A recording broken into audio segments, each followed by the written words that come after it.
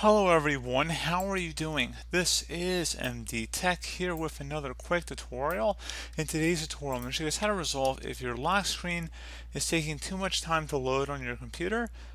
So this should hopefully be a pretty straightforward process here, guys, and without further ado, let's go ahead and jump right into it. So it might be because the lock screen has to load a background image. I'm just going to show you guys how to actually just turn that off.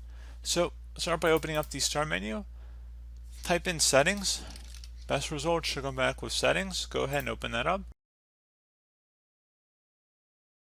Now that we are here, you want to go and select the personalization tile.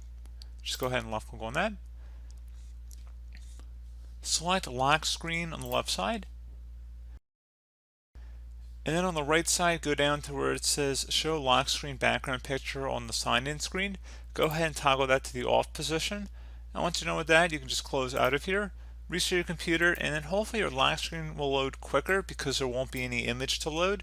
So pretty straightforward process, guys. Do hope that I was able to help you out, and I do look forward to catching you all in the next tutorial.